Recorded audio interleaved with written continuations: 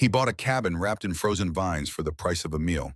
His dog stopped him from stepping into death, and what they found buried beneath would demand he face the past he'd been running from. Before we begin, tell us where you're watching from. Like and subscribe for more stories of faith, loyalty, and miracles that remind us God's timing is never accidental. Snow swept sideways across the highway, whitening the pine shoulders and dulling the sky to pewter, while the world narrowed to headlights' breath in winter's relentless hush. Rowan Hart drove as if the steering wheel were a promise he couldn't afford to break. At 43, he carried the hard geometry of endurance. A square jaw, a close-trimmed beard, the color of wet bark, and gray-brown eyes that refused to rest. They kept scanning Mirror-Ditch tree line because years earlier, on a dusty road overseas, a roadside blast had taught his body the wrong lesson. Calm can be counterfeit. Since then, noise arrived before meaning. A slammed door could become a gunshot in his bones. Laughter could sound like incoming. Crowds made his skin feel too tight. He lived on rules the way other men lived on coffee. Keep moving. Keep quiet. Don't get cornered. Don't let anyone stand behind you. Routine did what therapy couldn't always do. He wore the same ordinary armor, worn brown leather jacket, red and black plaid shirt, blue jeans, brown boots. Choosing clothes felt like choosing a future, and he didn't trust himself with that many decisions. In the passenger seat sat Scout, 6 years old, a sable-coated shepherd mix with amber eyes and a left ear that never fully stood. A thin white scar ran along his muzzle from some old wound before Rowan found him. Rowan had met Scout at a county shelter on a day he'd gone there only to donate blankets. The dog had stared through the bars like he already knew Rowan's secrets, then pressed his forehead to the metal as if making a vow. Scout wasn't officially trained, not a military working dog, not K9, just a shelter mutt who'd been hours from being put down when Rowan walked in. Yet he acted like a guardian, reading Rowan's breathing, leaning close when Rowan's knee began to bounce, offering quiet comedy with an offended snort whenever Rowan muttered at the world. When Rowan's nightmares dragged him awake, Scout would sit upright and place a paw on Rowan's boot, a blunt reminder that the present was still here. The radio crackled as the truck climbed a low hill. A morning host fought static with cheer that felt rude in this weather. County tax auction today at 10. Property sold as is. One's out by Old Timber Road, deep past the plowed line. The words landed like a knock on a locked door. Old Timber Road was the kind of place locals named the way sailors name reefs, with warning built into the syllables. People said the cabin out there wasn't worth fixing. Rotted beams, vines thick as rope, a driveway that vanished under snow for months. Someone at the gas station once joked it was only good for a bonfire and a ghost story. Rowan should have ignored it. He had no savings worth bragging about, only an envelope of wrinkled bills from odd jobs he could stomach. Fence repairs, firewood, stacking quiet work where nobody asked questions. He rented a room that smelled like someone else's cooking, and every month he told himself that he was only passing through. Passing through had started to feel like a life sentence.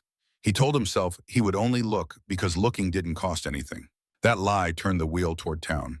By the time he reached the county seat, snow had thickened into a bright, restless curtain. The town looked like a tired postcard. Brick storefronts, a diner windowed with phone, and a courthouse crouched behind bare trees. Rowan parked a block away because it closer felt like standing on a stage. Scout stayed tight to his knee as they crossed the sidewalk, the dog's shoulders brushing Rowan's leg like a steadying hand. Inside the auction room was a plain meeting hall with folding chairs and a cheap microphone that made every cough sound like thunder. Rowan picked a seat near the wall where he could see the door, and no one could trap him in the middle. A handful of bidders drifted in with damp coats and cautious faces. One couple whispered about flipping houses and left when they realized the county wasn't handing out miracles. Two men in work boots argued softly about a river lot. At the front stood Tom Miller, the auctioneer. Broad-shouldered, neatly mustached voice steady with the practiced warmth of a man who has watched paperwork break hearts. Near the second row sat Randy Price, mid-40s, ruddy-faced baseball cap, pulled low, laughing, early and often, as if laughter could keep trouble from noticing him. Randy said hello to strangers like they were old friends, then talked over them like they were furniture. Tom read the old timber listing: back taxes, access not guaranteed, utilities unknown, sold as is, buyer assumes responsibility, starting bid 200. An older man raised his hand without hesitation, the look of someone who wanted land for hunting season, not a roof. Rowan's mind stacked reasons to leave. No tools, no help, no money, no safety. Until another thought cut through. No home either. He pictured a doorway no one could take back, a patch of ground that didn't require permission, and Scout running without a leash, Snow kicking up behind him like laughter. He raised his hand before he could retreat. Tom looked straight at him. 250 Rowan swallowed. 30. Not a stutter, not a mistake. $30 shaped like defiance. The room paused. Then Randy barked. 30, you buying a cabin or a compost pile? A few people snickered, relieved the joke wasn't aimed at them. Rowan kept his face still, the way he'd learned to keep it still when he was bleeding inside. The older bidder hesitated, then lowered his hand with a shrug. Tom tapped the paper. I have 30. Any other bids? Silence, going once, going twice, sold. The sound of the gavel wasn't loud, but it hit Rowan like a door locking behind him. Rowan walked to the table while the laughter thinned and died behind him like a storm moving off.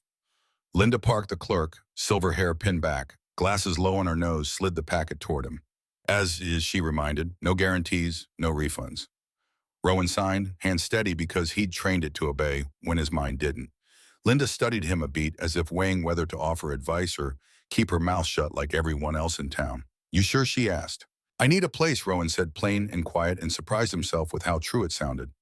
Linda's mouth softened at the corners. Then clear the road before the next storm, she said. And don't ignore your dog. Outside, wind sharpened and snow streamed along the street in pale ribbons. Rowan tucked the deed packet inside his jacket like contraband and returned to the truck. Scout jumped up and sat facing forward, a posture alert but calm, as if a switch inside him had clicked from companion to sentinel. Rowan started the engine and expected regret to pounce. Instead, he felt a thin strand of hope in the fear that hope could be taken. As he pulled away, Scout's head turned toward the north, toward the dark line of forest and the road named like a warning.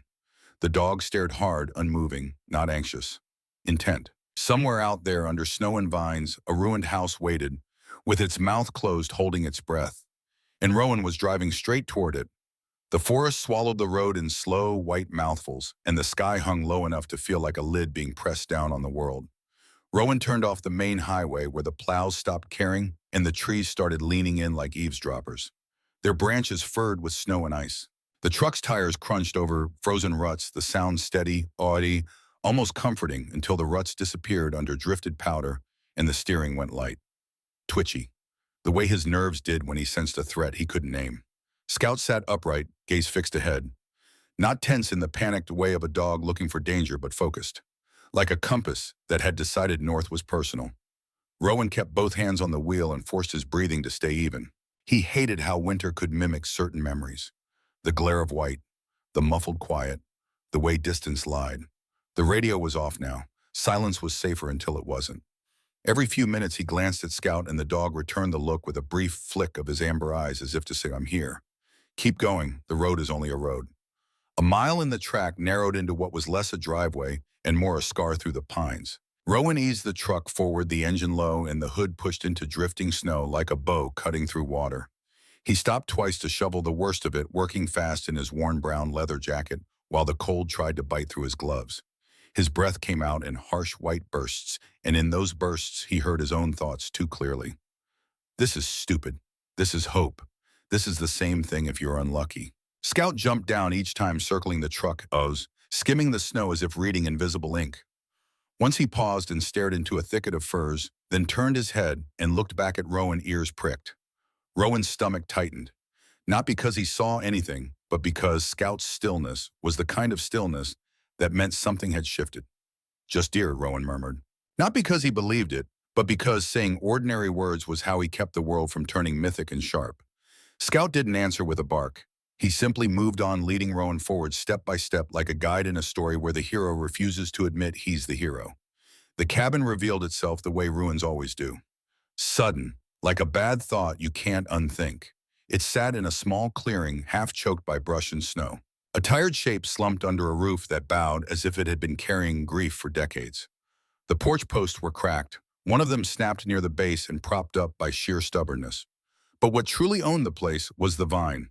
Thick ropes of it coiled up the walls, stiff with ice, braided around the porch railings, and cinched across the front door like a deliberate binding. It didn't look grown so much as placed, like the forest had tied a knot and dared anyone to untangle it. Rowan shut off the engine and listened. No wind whistled through gaps, no animals skittered. The quiet was unnatural, the kind that made your shoulders rise before your mind could justify it. Scout jumped down and trotted ahead, then stopped at the first step. He didn't climb. He lowered his head, sniffed, shifted his weight, and let out a single short bark. One clean note, not fear, not aggression, more like a warning bell. Then he moved sideways, pressing his shoulder against Rowan's shin, nudging him to the right. Rowan almost ignored it, almost stepped where he meant to step, until his boot hovered over a plank that looked solid but wasn't. The wood sagged with a soft, sickening give, and Rowan's heart jumped as if it wanted out. His training had kicked in before his mind could process. The porch had become a threat grid in his vision, and Scout had pulled him back from it. He pulled back fast, planted his boot where the snow-covered boards felt denser. Supported? Good catch, Rowan said, voice rough. Scout didn't preen. He simply led tail low and steady, working like he had a job. Rowan's palms were damp inside his gloves. He was grateful, because the dog had seen what he hadn't, and in that small save there was a whisper of partnership that made him feel less alone than he'd felt in years. The front door was a lost cause. Vines had grown around the frame and frozen there, and the lock was drowned in rust beneath a crust of ice and moss. Rowan tested it anyway, tugging once, then twice, and the door answered with a groan that sounded almost offended. He could have hacked at the vines with the hatchet he kept behind the seat, but the way they were wrapped made him hesitate. It felt like cutting bandages off a wound that might bleed. Instead, he walked the perimeter, careful with his footing, stepping around drifts and hidden roots. Scout stayed close occasionally, darting ahead to sniff, then returning to Rowan's side like an escort. On the west side, half buried beneath a mound of snow and dead leaves, Rowan found a narrow service door. The vines here were thinner, more decorative than restraining, and the handle, though stiff, still existed as a handle. Rowan dug out the threshold with his boot and a small shovel, then worked the latch with a flat pry bar. Metal squealed against metal, high and ugly. The sound spiked through Rowan like a flash of memory. Sudden, sharp, too loud for the quiet. For a heartbeat, his vision narrowed. Scout pressed into his leg, grounding him. Rowan exhaled slowly, forced his fingers to keep moving, and after a few stubborn seconds, the latch gave with a reluctant click. The door opened just wide enough to let a blade of colder air spill out, carrying the smell of damp wood, old ash, and earth that had been trapped too long. It wasn't the stench of rot he'd expected.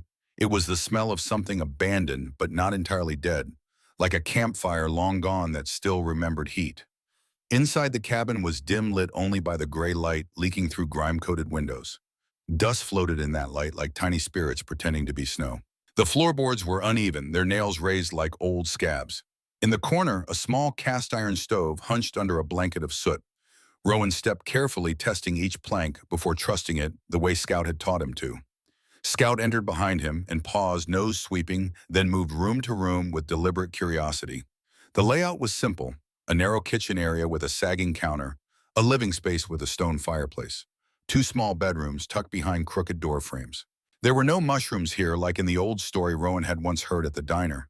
Instead, ivy and vine remnants had sneaked through cracks and window gaps, leaving brittle tendrils that snapped when Scout brushed them. Rowan's flashlight beam found water stains in a few places, but not the catastrophic collapse he'd imagined. The roof, though bowed, hadn't caved. The ceiling beams, some of them still ran straight and true. Dark wood that looked oddly preserved under layers of grime, as if someone long ago had built with a craftsman's pride that refused to surrender. Rowan ran a gloved hand along one beam and felt firmness under the dust. He expected it to crumble into splinters. It didn't. That steadiness unsettled him in a way decay wouldn't have, because decay would have confirmed what everyone said.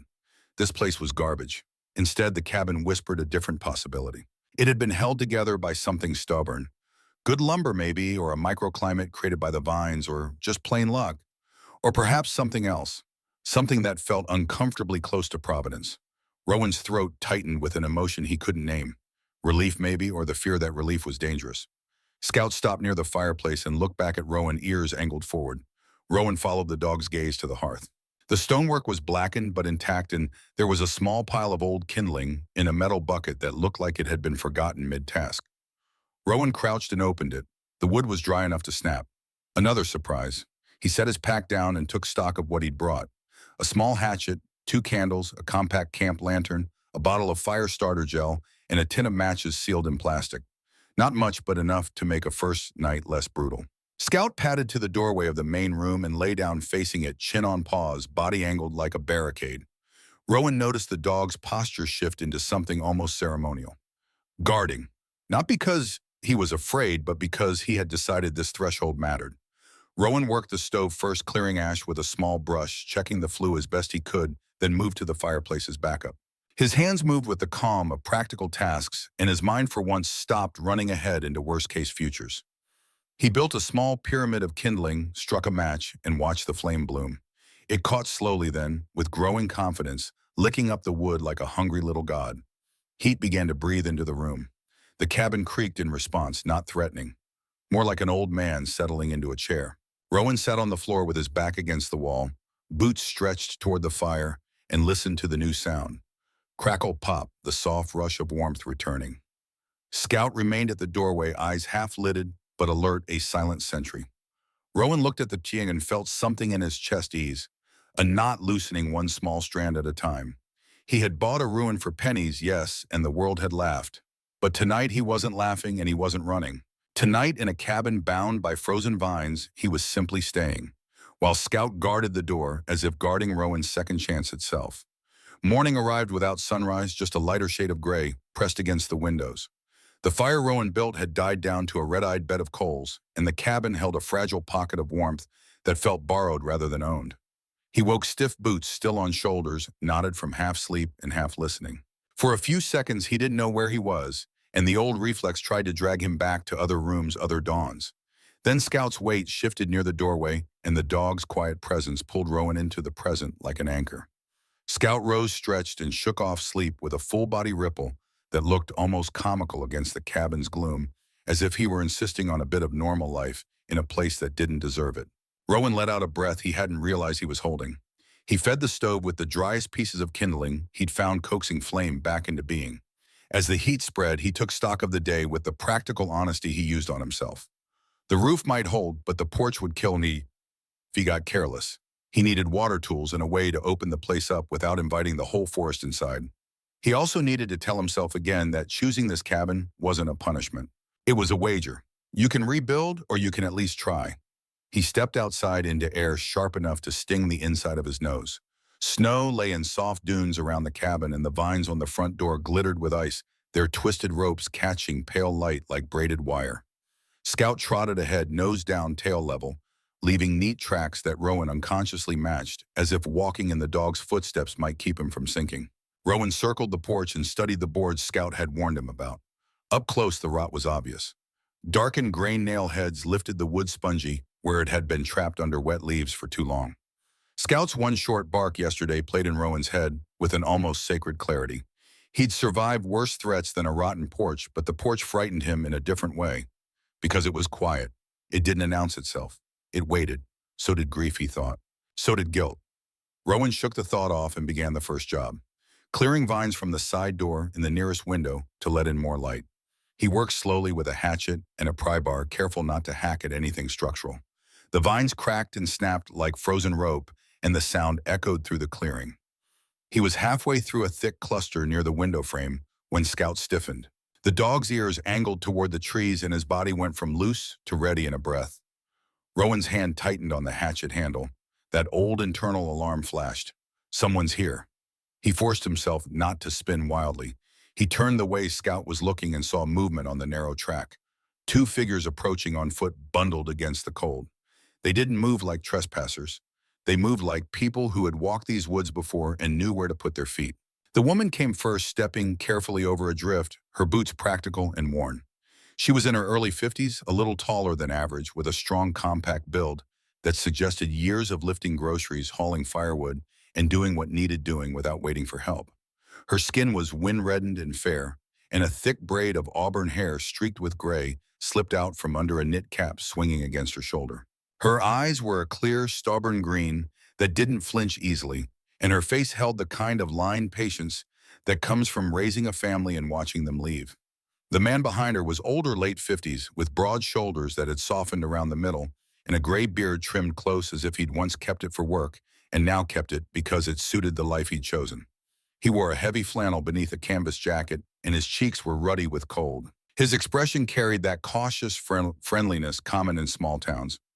Open enough to be polite, guarded enough to avoid trouble. The woman lifted a hand in greeting. "You must be the guy who bought this place," she called, voice clear without being loud. "I'm Rose Calloway. This is my husband, Frank."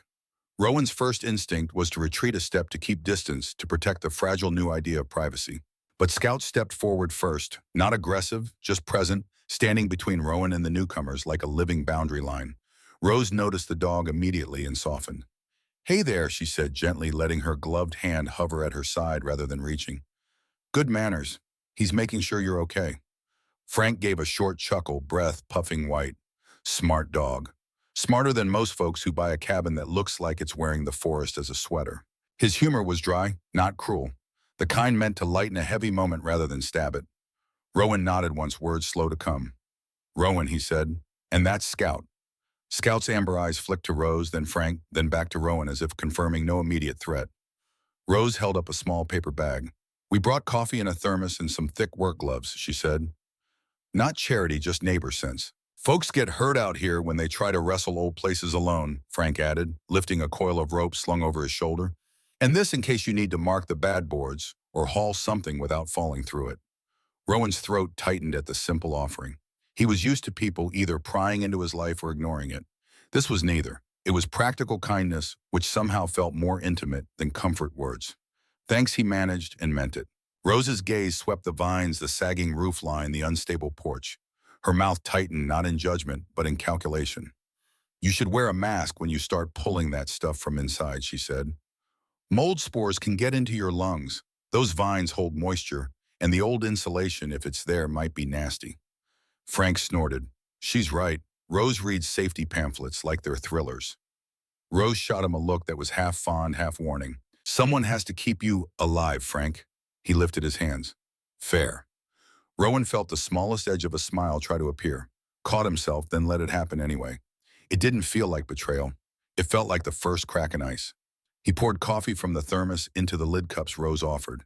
The heat in his hands was immediate, and the smell, bitter honest, made the cabin feel less like a tomb. Scout sat by Rowan's boot posture, still alert, but his tail thumped once against the snow, as if approving the coffee diplomacy. They talked a few minutes, short, careful exchanges. Rose lived a mile and a half down the ridgeline, in a house she and Frank had built after he retired from turning wrenches at the only decent garage in town. Their kids were grown and gone. The nearest neighbor beyond them was far enough that people learned to solve their own problems or learned to ask without pride. Rose's eyes kept returning to Rowan as if she could see the way he held himself, like a man braced for impact. She didn't ask about the war. She didn't ask why he was alone. She simply said, "If you need a hand with a chainsaw or hauling boards, come by. We don't charge neighbors for being neighbors." Frank nodded. "Unless you steal my bacon," he said deadpan. "Then I'm billing you double." Scout's ears perked at the word bacon as if it were a sacred hymn, and Rowan almost laughed. Almost. The warmth of that moment was cut by the crunch of tires on the track. A vehicle approached, slow, purposeful, and stopped near the clearing. A man stepped out and walked up with the confident stride of someone who believes rules are a form of personal strength. He was mid-40s, lean with sharp cheekbones and a narrow mouth that rarely looked relaxed. His dark blonde hair was neatly trimmed despite the weather slicked back with precision, and his clean-shaven face carried the tight control of a person who never wants to appear messy, not physically and not emotionally. His eyes were a pale, restless brown, the kind that measured everything as potential leverage. He wore a county-issue parka and held a clipboard like it was a shield. Scout rose instantly, moving closer to Rowan, not barking, but watching with an intensity that made the air feel smaller. The man didn't greet Rose and Frank with warmth. He nodded like a stamp of acknowledgement. "Derek Pike," he said to Rowan, tone clipped. "County compliance. I heard someone bought the timber property." He looked past Rowan at the vines, the porch, the sagging roof, and his mouth pinched as if tasting something unpleasant. "This structure has been deemed unsafe for years. If you're planning to occupy it, you'll need to follow proper remediation procedures. Mold, vermin, structural collapse. Those aren't suggestions, they're liabilities." Rose crossed her arms, her stance turning subtly defensive. Frank's humor faded into a watchful stillness. Rowan felt the familiar heat rise behind his ribs. Authority had never been neutral in his life. It had been either salvation or harm, sometimes both. He forced his voice to stay even. "I bought it legally," he said. "I'm fixing it." Derek's eyes flicked to Scout, then back to Rowan, a flash of irritation as if the dog's presence complicated his script.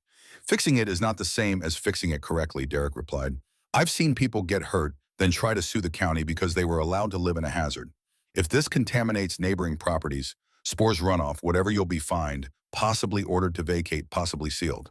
The word sealed landed like a threat wrapped in bureaucracy. Scout's tail went still, his ears angled forward, and a low, barely audible rumble vibrated in his chest.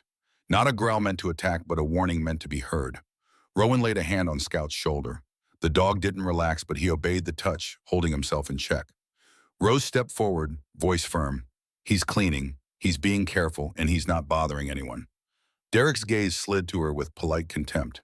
Mrs. Calloway, with respect, you're not trained in environmental health, Frank spoke up.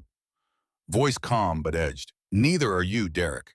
You're compliance, not a fungus scientist. Derek's jaw tightened. I know regulations, he snapped, and I know what happens when people ignore them. I'll be back. If I see unsafe occupancy, I'll file a report. He turned to leave, then added without looking back, wear a respirator, and don't pretend courage replaces common sense. Then he walked to his vehicle and drove off, tires crunching like an insult. Silence returned thicker than before. Rowan stared at the track where Derek had disappeared, feeling anger and something colder beneath it. Fear that someone could take this fragile beginning away with a clipboard. Rose exhaled sharply. He likes to feel important, she muttered. Frank shrugged. Some folks build houses, some build paperwork. Scout looked at Rowan as if waiting for the next command. Rowan swallowed the bitterness and turned back to the vines. He lifted the hatchet and started again. Not with frantic rage, but with deliberate persistence. Each frozen tendril he cut away revealed wood that strangely wasn't as ruined as everyone said. Under the dry outer layer, the boards held firm grain and a preserved color, as if the vines had wrapped the cabin like a crude bandage. Ugly, suffocating, but protective. Rowan ran his hand over the exposed plank and felt the solid resistance. A small miracle, not the kind that makes headlines, but the kind that makes a man stay one more day. He looked at Scout, and for the first time since the auction, he allowed himself to think it without flinching. Maybe this place isn't just a wreck. Maybe it's a test. And maybe he isn't meant to face it alone. Night did not fall so much as tighten. The clearing darkened. The trees became taller silhouettes, and the cabin turned into a hunched shadow that seemed to listen back.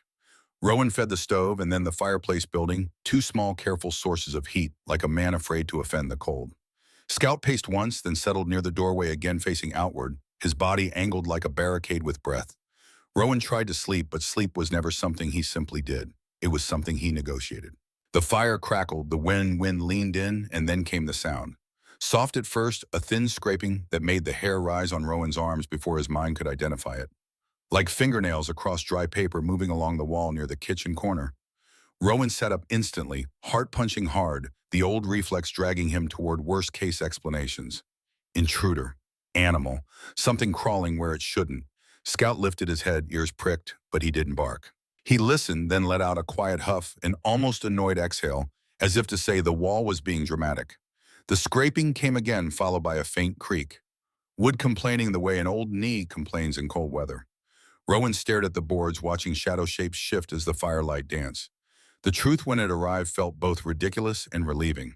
The frozen vines outside were tightening and loosening with temperature shifts, and the cabin's joints were responding. Not ghosts, not thieves, just winter, pulling at old things, testing them, making them talk.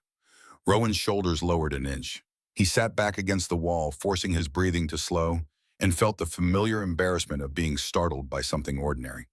Scout laid his head down again, entirely unimpressed by the supernatural. Yeah, Rowan murmured to the dog, half bitter, half amused. You're braver than me. Scout's tail thumped once as if accepting the compliment, like wages. Morning came with a pale light and a colder bite. Rowan had made a list in his head during the night because lists were the only kind of future he trusted. Step 1, make the place safer. Step 2, keep it from taking him the way it had almost taken that porch plank. He moved with method, starting at the side door. The frame was swollen and warped. It didn't close, leaving a thin gap where wind could slide in like a thief. Rowan wedged a folded rag into the worst of it, then reinforced the latch with a strip of scrap metal he found in a rusted bucket near the stove. An ugly fix, but functional.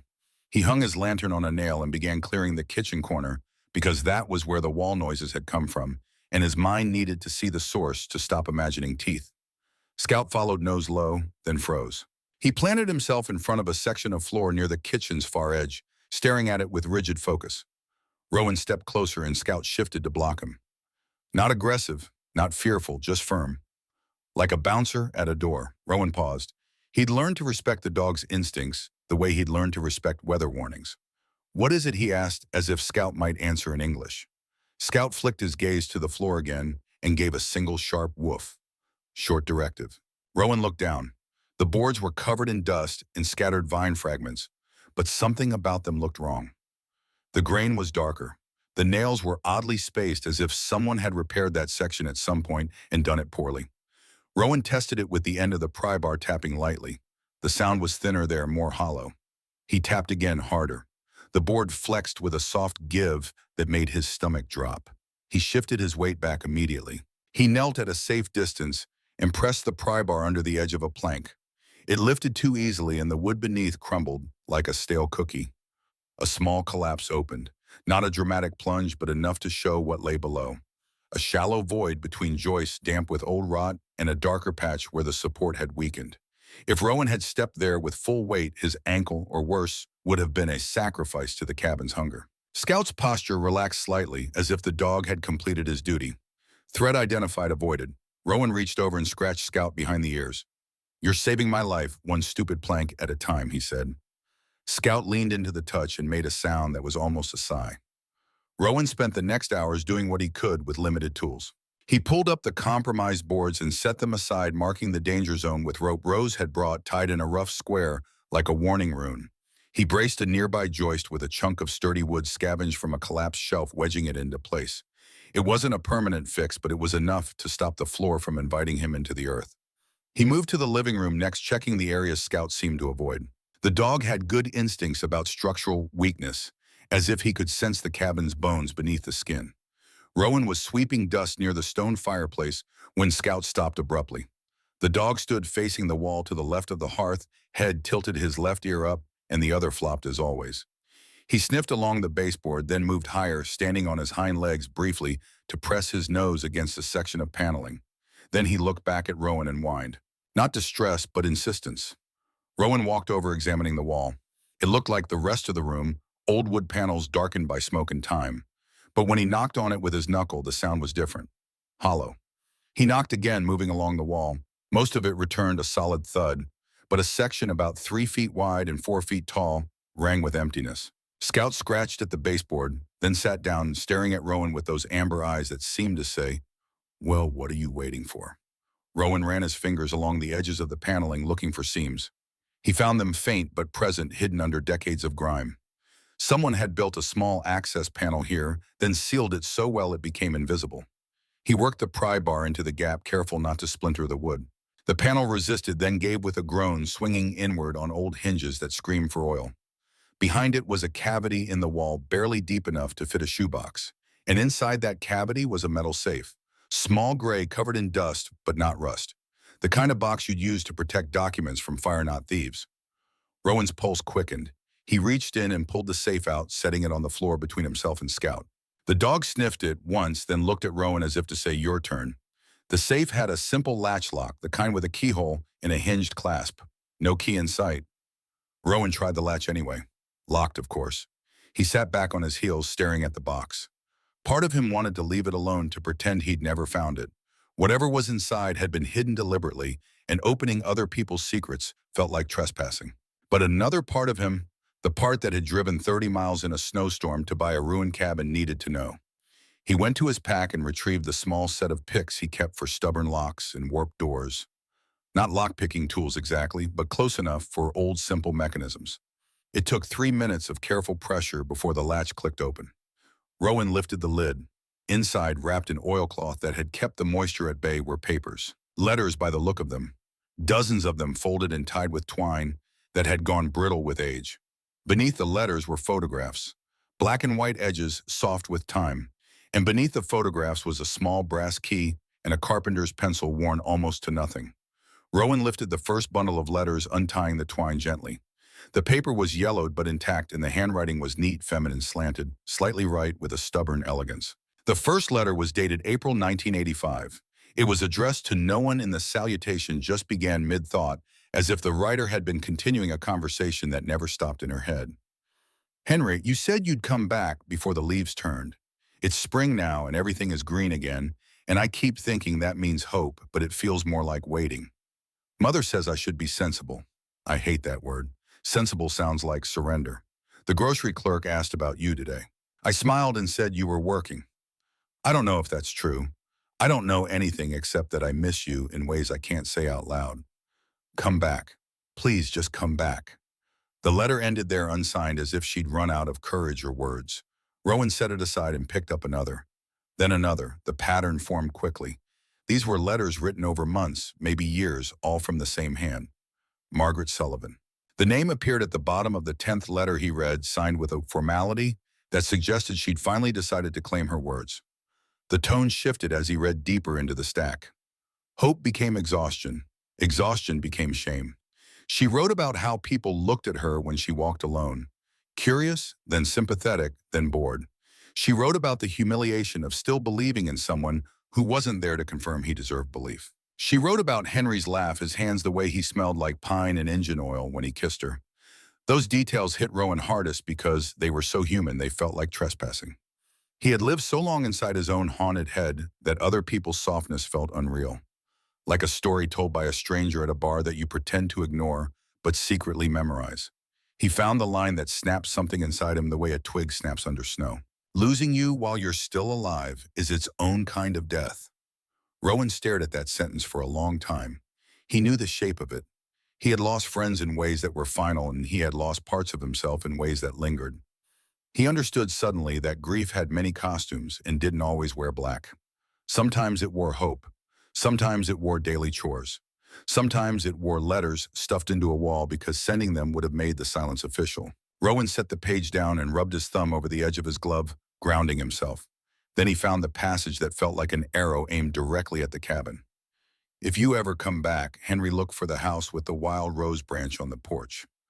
That's where I'll leave my heart until I learn how to walk without it. Rowan's breath caught. He looked toward the front of the cabin as if the porch could hear him thinking. Wild rose branch on the porch. He'd seen the porch, or what remained of it, rotted boards, vines like frozen chains, but he hadn't truly looked beyond the obvious ruin. Rowan gathered the letters into a neat stack, careful, reverent, and carried them to the cleared section of table he'd made from a salvaged plank and 2 crates. Scout followed, tail low, eyes bright, as if proud of his discovery. Rowan pulled on his jacket and stepped outside with the lantern. The wind had sharpened, pushing snow in small spirals across the clearing. He approached the porch and crouched near the vine-covered railing. The vines were thick, frozen, braided around the posts like the forest had tried to keep the place from being taken. Rowan used the hatchet to chip away carefully, not hacking, just freeing. Underneath, old wood emerged, weathered but solid in spots, strangely preserved as he'd noticed before. He moved along the porch edge, following an instinct he didn't fully trust. Then he saw it. Beneath the hard vine coils tucked close to the porch post, a wild rose bush clung to life. Its branches were thin and thorned, bare of leaves, but alive. Green beneath the bark if you looked closely. Stubborn as a vow, a few dried hips still hung like tiny red beads hardened by cold. It didn't make sense how it survived under all that suffocating growth, but it had. Rowan reached out and brushed snow from the branch with his glove. The thorns snagged the leather lightly, like a warning not to touch what wasn't his. He stared at it, feeling a strange tremor in his chest, as if the cabin had just spoken a name without a voice. Scout stepped up beside him and lowered his nose to the rose branch. He sniffed once, then huffed softly and looked at Rowan with calm certainty. Not excitement, confirmation. Yes, this is the place. Rowan swallowed. For a moment, winter didn't feel like an enemy. It felt like a keeper of secrets, reluctant but fair testing, who deserved to learn them. Rowan rose and looked back at the cabin's dark windows. Somewhere inside, a woman's unsent love had waited 40 years, buried under dust and cold, just like parts of Rowan had waited under his own silence. He didn't know who Margaret Sullivan was. He didn't know what happened to Henry, but he knew something important had just shifted. This cabin was no longer just a project. It was a story that had been interrupted, and Scout, faithful, stubborn Scout, had insisted Rowan listen to it. Inside, Rowan sat by the fire and spread the letters out like a map. The flames moved in the stove, and the walls creaked in their winter language. Rowan read until the light hurt his eyes. He read the way you read a confession, not to judge, but to understand. When he finally stopped, the cabin felt different. Not warmer, not safer, but fuller, as if the air had gained a heartbeat. Rowan looked at Scout, who had curled at his feet, and whispered, "We're not just fixing boards, are we?" Scout's tail thumped once against the floor. The dog didn't answer in words, but the sound said enough. "No, you're fixing what time tried to erase." Snow kept falling the way old memories do, quietly, persistently collecting in places you swear you cleaned out years ago. Rowan spent the morning after the letters with a strange carefulness, as if speaking too loudly might wake the past and make it angry. He didn't tell Derek, and he didn't tell any county official because neither of them deserved a vote in what this meant. He did tell Rose, though, because Rose had become the kind of neighbor who brought more than supplies. She brought steadiness. She arrived with a thermos and a paper bag that smelled like cinnamon, took one look at the letters arranged on Rowan's makeshift table, and stopped as if she'd walked into a church service mid-prayer. "Those aren't bills," she said softly. Rowan shook his head. "No." Scout sat beside Rowan's boot eyes, following Rose as if assessing whether she was safe to hear the story. Rose came closer, pushing her reading glasses up her nose. Thin wire frames that made her look like she'd been born to find the truth in small print. Her hair was a warm auburn streaked with gray, cut to her shoulders in a practical style that still managed to feel kind. She was the sort of woman who carried compassion the way some people carried keys. Always ready, never flashy. Frank had once joked she could talk down a tornado. Rowan was starting to believe him. Rose read a few lines, just enough to understand what kind of ache lived in the ink. She didn't pry beyond that. She simply exhaled and said, "Margaret." Rowan's head lifted. "You know her." Rose's mouth tightened with the complicated expression people get when a name carries more history than it should. "I know of her," she said. "Most folks do. Margaret Sullivan goes by Bertie, lives in town. 71 now, I think. She's a seamstress, quiet as a snowdrift, kind but guarded." Rowan felt his pulse pick up. "She's here in this county." Rose nodded and took a sip of coffee like she needed the warmth to say the next part.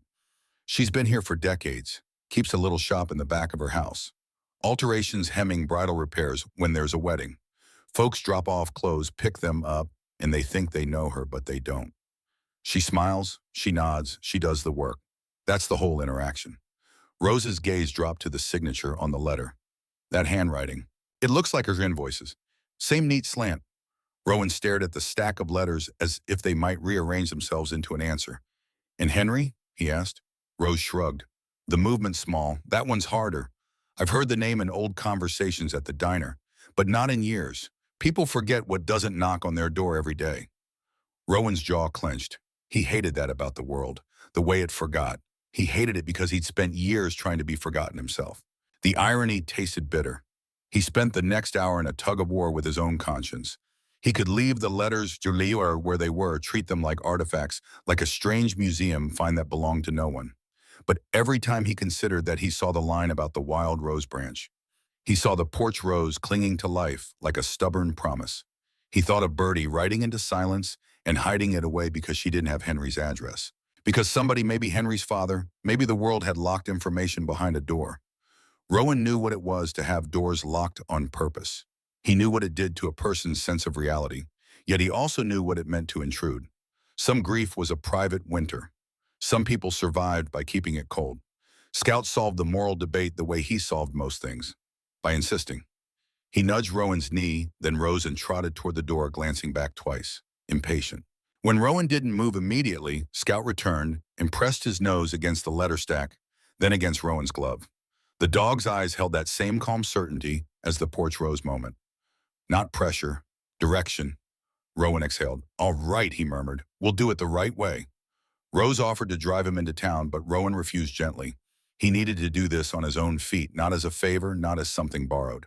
He tucked 3 letters into a clean folder, and the ones that felt most identifying, and slipped them into his jacket.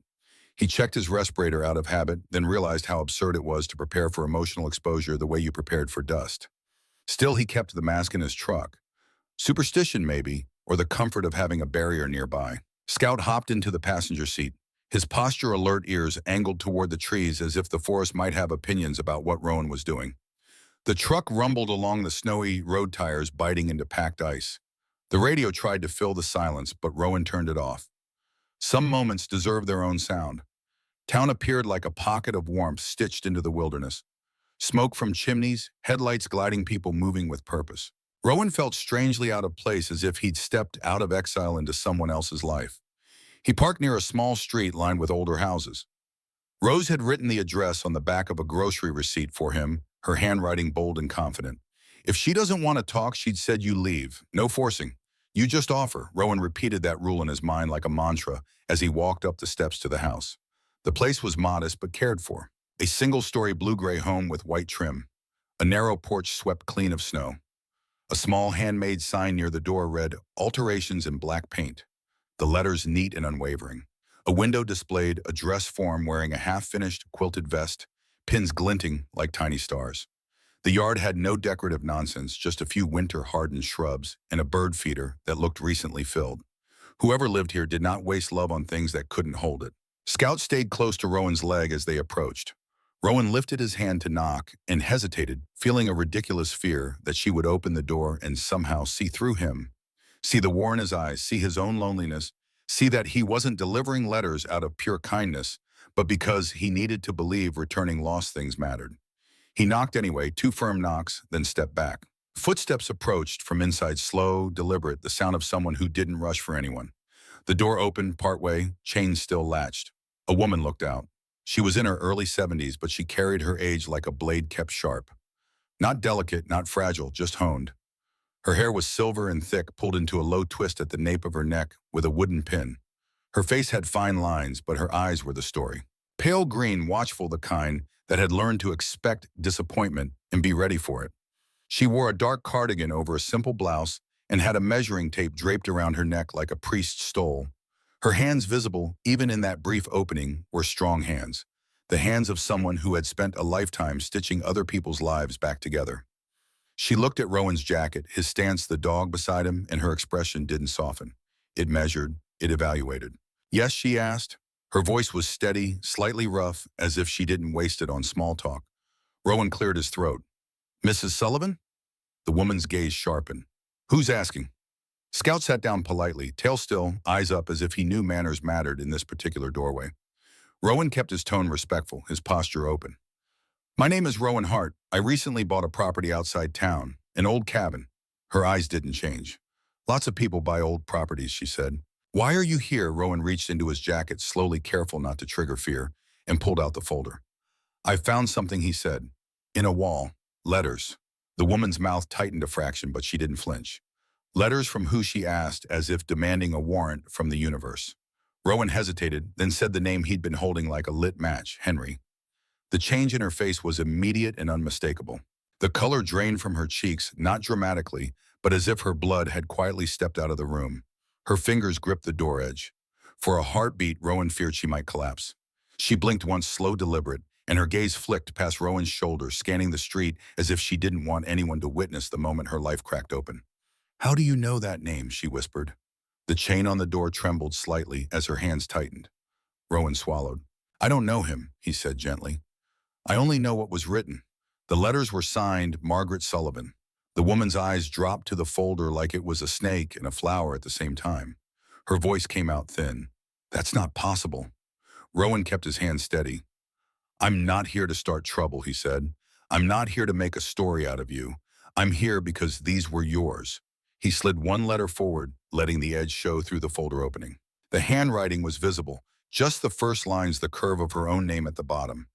Bertie stared, her breath caught. For a moment, she looked like someone trying to remember how to breathe in a world that had changed its rules. Then she reached up with trembling fingers and touched the paper. Not grabbing it, just touching it. The way you touch something you're afraid might vanish. Her knees seemed to lose their certainty. She unlatched the chain with shaky impatience and opened the door fully. "Come in," she said, voice low and urgent. Quickly. She didn't want neighbors watching. Rowan stepped inside. Scout followed, close paws silent on the entry mat. The living room was immaculate in a quiet, purposeful way. Not fancy. Clean. A sewing machine sat on a sturdy table near the window, surrounded by spools arranged by color like a disciplined rainbow. A dress form stood in the corner with a half-finished coat pinned to it, the lining exposed like the inside of a secret. Shelves held folded fabrics, labeled boxes, jars of buttons. There were framed photos on one wall, mostly landscapes. No obvious family portraits. Rowan took that in with a strange ache. Loneliness didn't always look like emptiness.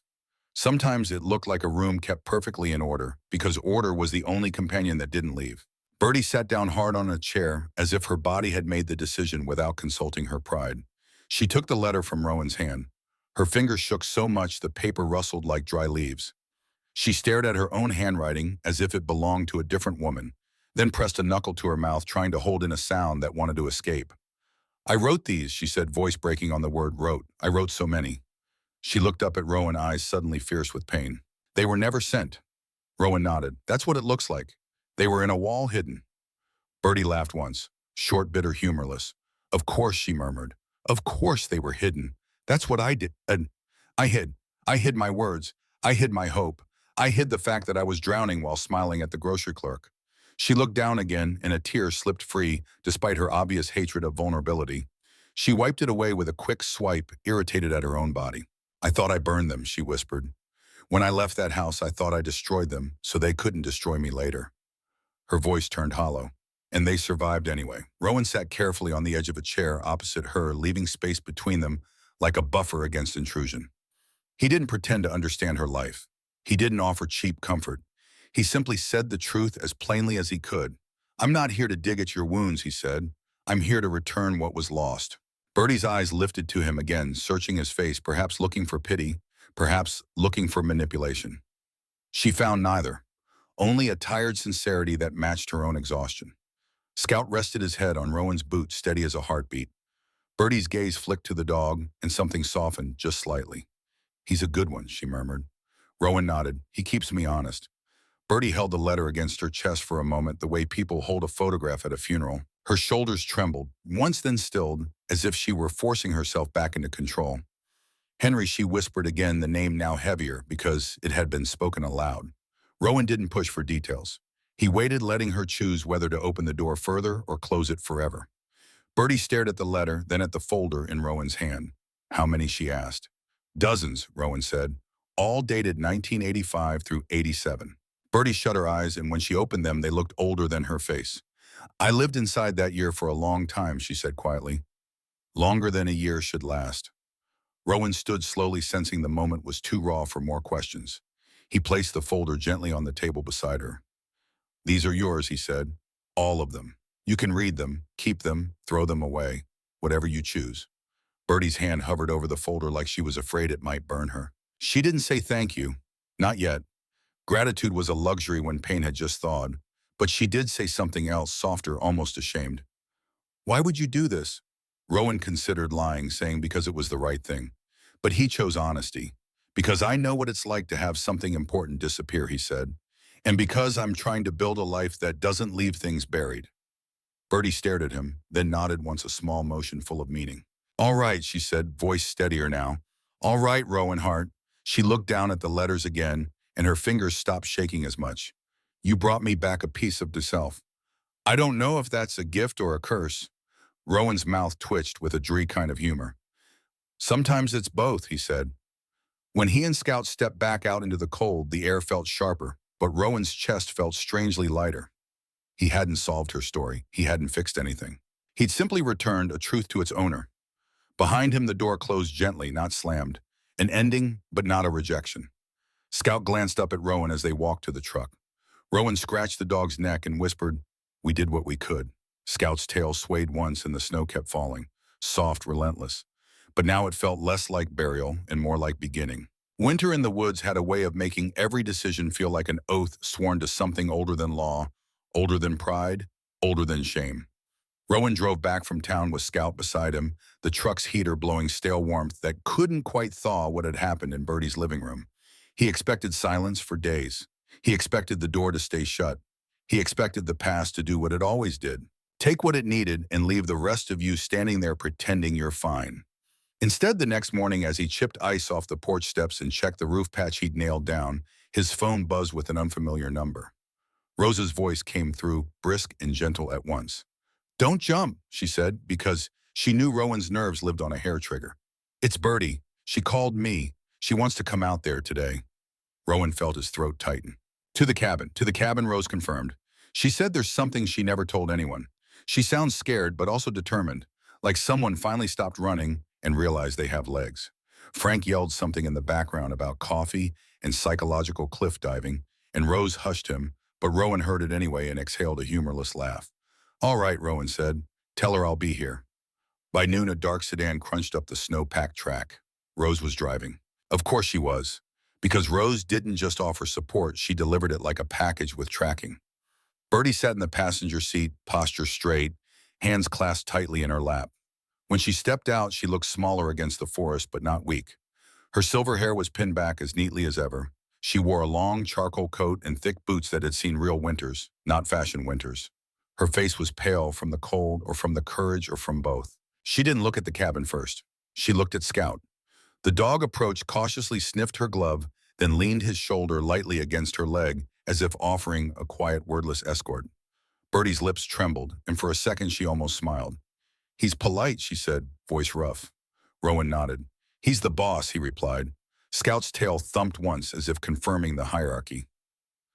They moved inside. The cabin's interior still smelled of wood and smoke, but the air was cleaner now.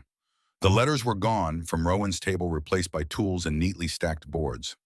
A small part of the cabin looked like the beginning of a home, rather than an accident waiting to happen. Bertie stood near the doorway and took it in slowly, her eyes tracking corners she seemed to recognize even through decay. "It's worse than I remembered," she murmured, then quietly, almost accusingly. "And better." Rowan didn't ask what she meant. He let her set the pace. Rose moved around like a guardian spirit in flannel and practical sense, setting down a thermos and a paper bag of sandwiches as if emotional archaeology required snacks. Frank wasn't there. "He'd stayed back," Rose said, "because someone needs to pretend the world is normal." Rowan suspected Frank had also chosen the wise path of avoiding being the third wheel to grief. Bertie walked toward the living room with careful steps as if the floor might still betray her. Scout stayed close, not crowding, just present. When Bertie reached the center of the room, she stopped and stared down at the boards.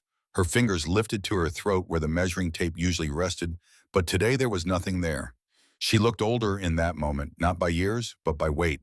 "I didn't come to read letters," she said, voice low. "I came because the letters unlocked a door in my head, and behind that door is something I avoided for 40 years. Rowan's jaw tightened. He had doors like that, too. She pointed toward a section of flooring near the fireplace. Boards darker than the rest, slightly uneven, as if the house had been clearing its throat there for decades. "That one," she said.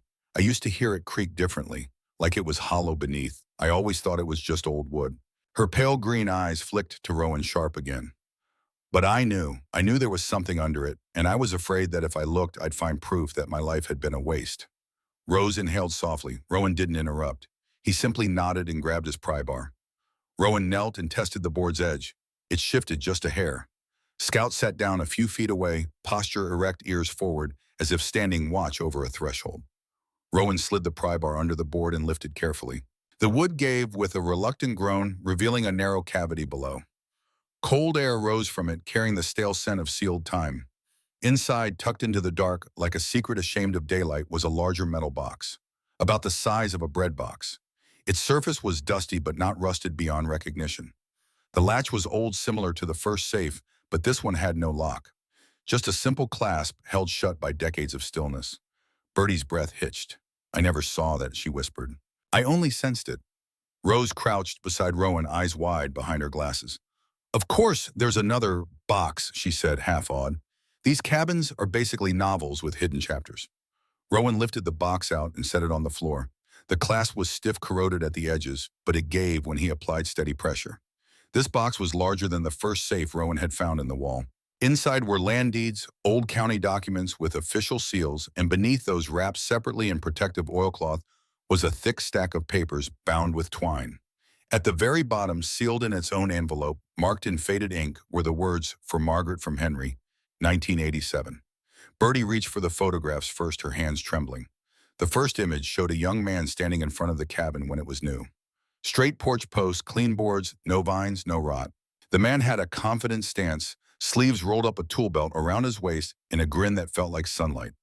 On the back, in faded ink, were words that made Rowan's stomach drop. Samuel Hart, 1954, master builder. Rowan stared as if the photo had slapped him. Hart, his last name. He hadn't expected that. He'd expected ghosts, not blood. He picked up one of the documents and scanned it, lips moving silently. The handwriting was formal, the paper stamped with county seals. It was an original deed. Owner Samuel Hart. Construction date 1954. Rowan felt his pulse in his ears. He had grown up hearing fragments about his grandfather. Samuel Hart, a man who built with his hands and refused to cut corners even when money was tight. Rowan's father had once called him stubborn as a him. Rowan had never known where Samuel built his best work. And now here it was breathing cold air into Rowan's face like fate exhaling. Bertie's eyes were on Rowan, watching the realization spread across his features. Hart, she said softly, tasting the word like it had always been in the room. Rowan's voice came rough. My grandfather, Samuel Hart. He swallowed hard. My granddad's name was Samuel Hart. Rose's hand flew to her mouth. Oh, Lord, she whispered. This isn't a cabin. This is a family tree wearing a roof. Rowan forced himself to keep reading to anchor the shock and facts. Another document, a sales contract. Samuel Hart sold the property in 1956 to a name that made Bertie stiffen. Walter Sullivan. Bertie's gaze dropped as if shame still had gravity. My father, she said quietly. He never talked about owning this place. He barely talked about anything except what needed fixing. Rowan found a letter tucked among the papers. Correspondence between Samuel Hart and Walter Sullivan. The ink was faint, but the tone was clear. Friendship trusts a sale for a symbolic price, more like a favor than a transaction. Rowan felt his eyes sting not from smoke, not from dust, but from something dangerous. Meaning, this cabin wasn't just random. It was an intersection, a place two families had touched, then lost, then touched again through time, like hands reaching across a river. Bertie held another photograph. Two men standing side by side, laughing arms around each other's shoulders. One was clearly Samuel. The other, by resemblance in age, might have been Walter Sullivan. They looked like men who had built things and believed the world could be mended with enough effort. Rowan's voice came low. They knew each other. Bertie nodded slowly, and somehow she whispered, we ended up here. After everything. Scout rose and walked to Rowan, placing his head briefly against Rowan's thigh, grounding him. Rowan let his hand rest on Scout's neck, fingers pressing into warm fur. For a moment, he felt like a man caught in a myth, like the forest had been holding a thread for decades and had finally decided to pull. Then Bertie reached for the last envelope in the box, the one marked for Margaret. She opened it with shaking fingers. Inside were 3 letters, all dated late 1986 into early 1987, all written by Henry Ashford in a steady, masculine hand. Bertie read the first one silently, her lips moving. Then her hand covered her mouth. Rowan waited. When she finally spoke, her voice was barely a whisper. He came back. Rose leaned in. What Bertie's eyes filled. He came back. He wrote that he stood on Flower Street until his boots froze. He waited at a motel near the town square for 6 months. He knocked on the old house, once found it empty, and thought silence was my answer. She turned to the last letter, and her voice broke as she read aloud. If you ever find these, if your heart still has room, I'll be here. I'll wait until spring. If spring comes and you don't, I'll still be grateful you existed. At the bottom was an address, a motel in a town 2 hours north.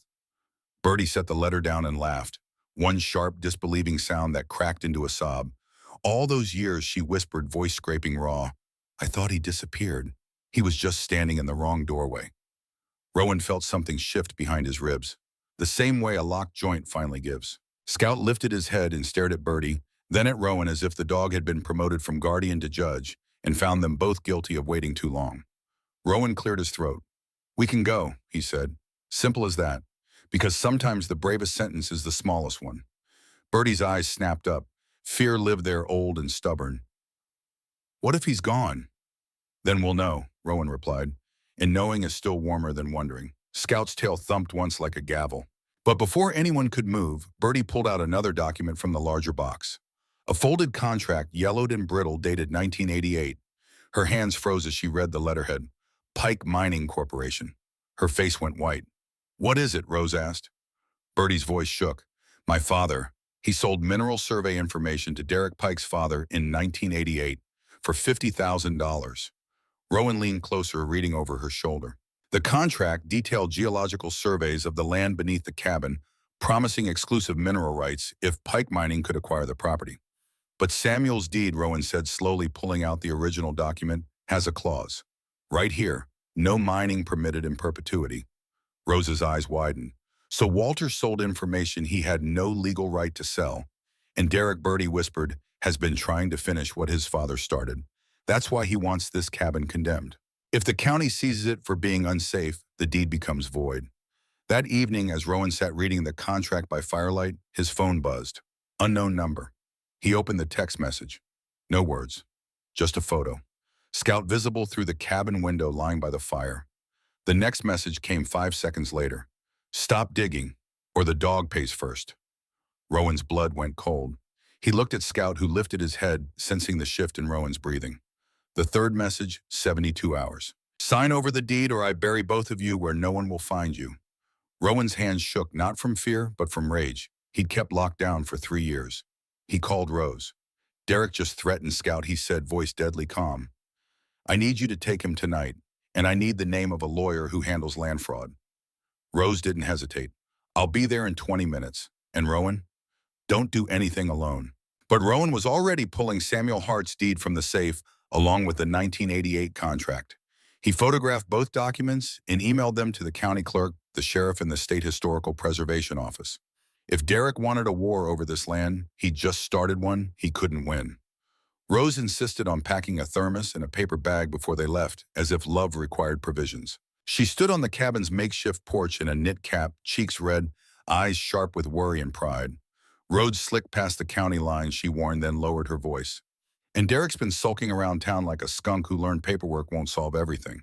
Frank appeared behind her, briefly big shoulders filling the doorway. If Henry turns out to be trouble, he announced, I want it on record, I voted no. Then he winked at Bertie like humor was a blanket he tossed over trembling knees. Bertie managed a shaky smile. She wore the same charcoal coat, buttoned up like armor, and her scarf was pulled high enough to hide how her throat kept working. Rowan drove with both hands on the wheel, the worn leather of his jacket creasing at the elbows. Scout sat between them on the bench seat, perfectly upright, a living compass with amber eyes that seemed to say, keep going. The blizzard was only a light, one more whisper than shout, but the forest still tried to swallow the road. Branches bent low with ice shadows pooling like ink. Every so often, Bertie would touch the letters in her bag like a prayer bead. Every so often, Rowan's jaw would tighten as his mind tried to drag him back into old scenes. Sand sirens, the smell of smoke that didn't belong to fireplaces. Scout would press his shoulder into Rowan's thigh at a stop sign, and Rowan would return to the present the way a man returns from a cliff edge. Slowly, gratefully embarrassed, he wandered there at all. Henry's address led them out of the woods and into a smaller town that looked like it had been built by people who didn't trust extravagance. Modest houses, bare trees, a main street, with a diner sign flickering bravely against the gray sky. The GPS tried to be confident, then hesitated, then recalculated, like it was also afraid of old love. Rowan parked in front of a one-story bungalow with a low fence and a shoveled walkway. A wind chime on the porch rang softly thin notes that sounded like cautious welcome. Next door, a woman was sweeping snow off her steps with the fury of someone who took winter personally. She was short and sturdy, late 60s maybe, bundled in a puffy coat the color of cranberries. Her white hair escaped her hat in rebellious tufts. She looked up, took in Rowan's truck. Scout's alert posture, Bertie's trembling hands, and her face lit with pure, unfiltered curiosity. Y'all lost, she called, voice loud enough to wake the dead and the gossip alike. Rowan opened his door. Looking for Henry Ashford, he said. The woman's eyes widened. Well, I'll be, she began, then caught herself, glancing toward her neighbor's porch as if the house might be listening. Name's Lila Miller, she added, wiping her gloves on her coat. Henry's been here forever, quiet as a church mouse. Kind, though, shovels my walk when my back's acting up. She looked at Bertie with open interest. You family. Bertie stepped forward, and in the weak daylight, her face looked both older and younger.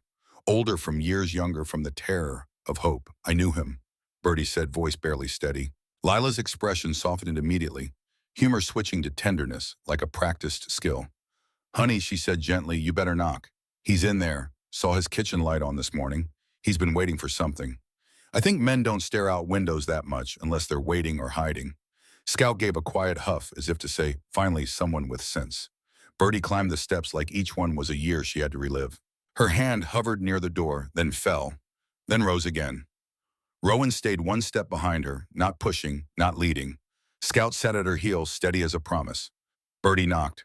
The sound was small, ordinary, but it landed like thunder in Rowan's chest. Footsteps approached, slow, measured, careful, the gait of someone who learned long ago not to rush toward disappointment. The door opened. Henry Ashford stood there with a cardigan buttoned crooked, as if he'd dressed in a hurry, and then pretended he hadn't. He was in his early 70s, tall but slightly stooped, lean in the way of men who lived alone and forgot to eat when their thoughts got loud. His hair was white and thick, combed back from a lined forehead. A trimmed gray beard framed a mouth that looked like it had forgotten how to smile, but hadn't forgotten how. His eyes clear, pale blue, moved over Rowan first, then Scout, then stopped on Bertie like a man seeing a ghost step out of a photograph. For a full heartbeat, Henry's face did nothing, then color drained from him, his hand tightened on the doorframe. His lips parted, and the word came out like a confession. Bertie. Bertie's throat worked, and her voice arrived broken but true. Henry. He blinked hard once, twice, as if blinking could wipe time away. He started, then stopped, because some sentences don't fit in a lifetime, let alone a doorway. Bertie fumbled for the letters and held them out. Her fingers shook so badly the paper fluttered like a trapped bird. I found these, she said, in the old house. They were I never. Henry reached for them as if touching them might burn, then took them with the reverence of a man holding a heart that kept beating without him. His eyes filled fast, and when he looked back up, there was anger there, but not at Bertie. At fate, at the stupid, petty machinery of missed addresses and proud fathers and silent years. I went back, he whispered. I waited. Bertie laughed again, small and devastated. I was gone, she replied, and I thought you were gone. Behind them, Lila made a sound like someone watching the ending of a movie she'd pretended not to care about, then very politely retreated indoors before she combusted from satisfaction. Inside Henry's house was clean and plain, warmed by a gas heater and the faint smell of coffee and old books. There were framed photos on the wall. Students, a fishing trip, a younger Henry standing beside a Christmas tree with no spouse in sight. Loneliness lived here, but it wasn't dirty. It was organized. Henry offered them seats with hands still trembling, and Rowan realized the man's composure was a coat he wore for the world, not for this moment. Bertie sat on the edge of the couch like she didn't trust softness. Scout lay down at her feet, eyes half closed, pretending to sleep while actually guarding every breath. Henry kept staring at Bertie as if afraid she'd evaporate. Rowan cleared his throat. We can step out, he offered. Henry's gaze flicked to him, gratitude sharp and immediate. Bertie nodded, swallowing hard. Please, she said. So Rowan took Scout's leash lightly, but Scout refused to move. The dog lifted his head, looked at Bertie, and stayed. Rowan almost smiled. He's stubborn, Rowan muttered. Henry's mouth twitched. Good, Henry said softly. So am I. Bertie reached down, touched Scout's head, and that small gesture seemed to steady her spine. We'll talk, she said to Rowan, voice firmer. Just give us a little time. Rowan nodded and stepped onto the porch alone, letting the door close behind him. Snow drifted across the yard in slow spirals.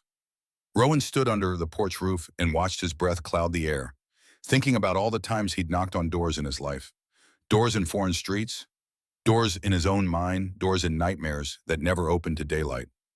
He had spent years believing survival was the only skill left to him. But today he had driven a woman to her truth. He had carried a past that wasn't his and delivered it anyway. He realized with a strange, quiet awe that building a house was not just about walls. It was about making a place where people could stop running. Somewhere behind the door, Bertie's voice rose and fell, then Henry's, then a pause so long Rowan thought it might break them. Until faintly he heard laughter. Not the laugh of teenagers drunk on futures. The laugh of older souls daring to find humor in tragedy, daring to say we were fools and we were human, and we're still here. Rowan's eyes stung and he cursed himself for it, because he hated tears almost as much as he hated silence. Then he remembered Scout's judgmental stare and let the tear exist anyway. When the door opened again, Henry stood beside Bertie, and their hands were not clasped like a dramatic vow, but they were close enough to admit they belonged in the same frame. Henry's shoulders looked lighter. Bertie's eyes were wet but clearer, like ice melting off a window. Henry stepped forward, awkward, honest. I can come see that cabin, he said to Rowan, voice careful. Not today. Roads are, but soon. If Bertie wants, no pressure. Bertie glanced at Rowan and her chin lifted. We take it slow, she said, then softer. But we don't hide anymore. Rowan nodded. Slow is fine, he replied. Slow still moves. Scout finally stood stretched and walked to Rowan as if the dog had completed his mission and was ready to return to work. Henry looked down at Scout and gave a shaky smile. You're a good soldier, he told the dog. Scout sneezed, which in Scout language probably meant, you're welcome, old man. The drive back was quieter, but it wasn't heavy. It was the quiet after a storm passes. The kind where branches still drip with ice, but the air doesn't feel like an enemy anymore. Bertie held Henry's letters against her chest. Not like a relic, but like a map. Rowan kept his eyes on the road, but his mind was already back at the cabin. The vines, the boards, the rosebush under ice. He thought about Samuel Hart's photo, about men who built with care, about the way the cabin's bones had refused to rot entirely as if the house itself believed someone would return worthy of its shelter. But as they approached the turnoff to Old Timber Road, headlights flared in Rowan's rearview mirror. Close. Too close. A truck pulled alongside, forcing Rowan toward the shoulder. Derek Pike's face was visible through the window, his dark blonde hair slicked back despite the cold, his sharp cheekbones more pronounced in the harsh winter light. Rowan slowed, pulling over. The truck behind him stopped. Derek stepped out. Two men flanked him, built like enforcers, not inspectors. "Mister." "Hart," Derek said, voice cold. "Final warning. Pike Development offers $80,000 cash. Take it." Rowan opened his door slowly. Scout jumped down beside him, body tense. "Not for sale." Derek's mouth thinned. "Deed clause is outdated. My lawyers filed eminent domain. You have 72 hours to vacate. Or county seizes."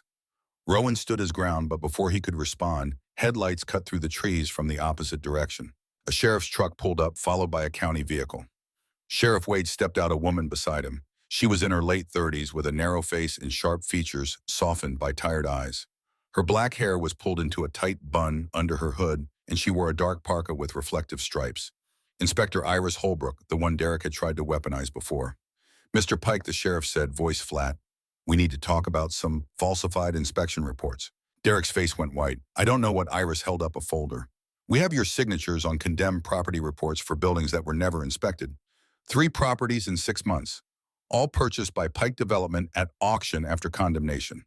The two men in black jackets started backing toward their truck. "Stay where you are," Sheriff Wade ordered. Derek's hands shook. You can't prove your father's 1988 contract with Walter Sullivan?" Rowan said quietly, pulling out the photocopy Rose had made. "He sold mineral survey data for land he didn't own. You've been trying to finish what he started." The sheriff took the document, scanned it, then looked at Derek with disgust. "Derek Pike, you're under arrest for fraud, conspiracy to defraud, and attempted extortion." As the handcuffs clicked, Derek looked at Rowan with pure hatred. That cabin should have rotted into the ground. Rowan met his eyes. So should a lot of things, but some are worth saving. 6 months passed like pages turning in a book someone finally had the courage to finish. The cabin changed. Not all at once, but in the way broken things heal when given attention instead of abandonment. Rowan worked with Rose and Frank, their hands joining his in the labor of restoration. They tore out the rotted sections of porch and rebuilt them with pressure-treated lumber. They cleared the vines entirely, revealing wood that had been preserved beneath, dark and strong like bones waiting to be trusted again. The roof was patched properly, the windows replaced, the floors reinforced. Derek Pike's threats had evaporated after his arrest. Pike Development faced investigation for fraud and illegal land survey manipulation. Derek himself was sentenced to 12 years for attempted coercion, false documentation, and conspiracy to defraud. His company dissolved in bankruptcy, and the minerals beneath the cabin's land remained exactly where they were. Buried, protected, forgotten. The cabin stood free. On a warm spring morning, when the wild rose bush had begun to bloom again, tiny pink flowers opening like promises kept Bertie and Henry returned. They arrived together in Henry's old truck, moving slowly but deliberately, like two people who had learned that being late doesn't mean being lost. Bertie wore a simple cream dress, and Henry wore a suit jacket over a pressed shirt. They held hands on the porch steps, and Rose stood beside them with a borrowed Bible and a smile that could have powered the sun. Frank served as witness, trying not to cry and failing beautifully. Rowan stood at the edge of the gathering with Scout at his side, watching as Rose read the vows. Short, simple, true. "Do you take this woman?" "I do. I did 40 years ago. I do now. Do you take this man?" "I never stopped." The kiss was gentle, unhurried, and when they pulled apart, Bertie was crying and laughing at the same time, and Henry looked like a man who'd been holding his breath for decades and finally remembered how to exhale. After the ceremony, they planted a cutting from the wild rose bush at the cabin's corner, grafting new growth onto old roots. Bertie did the planting, her seamstress hands steady and sure, while Henry held the stake. "It'll grow," Rose said, watching, "and when it does, it'll be something both of you made together." Frank handed Rowan a beer, and they stood in companionable silence as the sun warmed the clearing. "You did good," Frank said quietly. Rowan shook his head. "Scout did good. I just followed." Scout, lying in a patch of sunlight, thumped his tail once without opening his eyes. The cabin had become more than Rowan's home. It had become a gathering place. Rose and Frank came every Sunday, bringing food and stories and the kind of laughter that made the walls feel warm. Bertie taught a sewing class in the front room for veteran spouses, her measuring tape around her neck, her patience endless. Henry rebuilt the old work shed behind the cabin, turning it into a wood shop where he taught other vets the craft Samuel Hart had mastered. Dovetail joints, mortise and tenon, the quiet meditation of hand tools against wood. The Caleb Stone Second Chances Fund purchased 3 more properties in the first year. Small parcels affordable far enough from town that the quiet could do its work. 12 veterans moved into those homes. Some stayed, some healed enough to move on. All of them left something behind in the guest book Bertie kept on the cabin's mantel. This place saved my life. J.M. Army Iraq. I forgot what peace sounded like until I came here. T.R. Marines Afghanistan. Scout is the best therapist I ever had.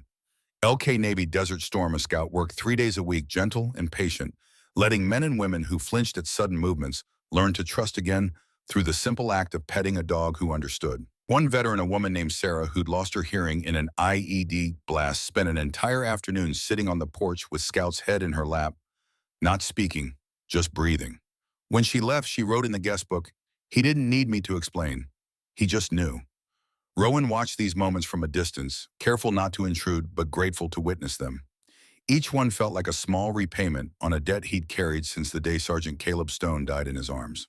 And on warm evenings when the work was done and the sun was setting, Rowan would sit on the porch with Scout and watch the wild roses bloom. He would think about the words from Psalm 23 that Rose had read at the small wedding. "Even though I walk through the valley of the shadow of death, I will fear no evil, for you are with me." He wasn't through the valley yet. Maybe he never would be, but he wasn't walking it alone anymore. And that, Rowan had learned, was the quiet miracle hidden in a cabin wrapped in vines. Not rescue, not erasure, but companionship in the valley.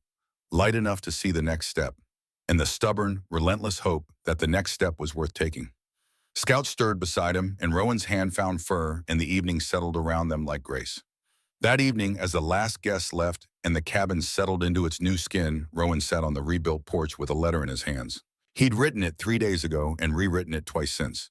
It was addressed to Sergeant Caleb Stone's family. Not an apology, because apologies couldn't carry the weight. Just a letter explaining that Caleb's memory had led Rowan to a cabin in the woods, and that cabin had taught him something Caleb always said.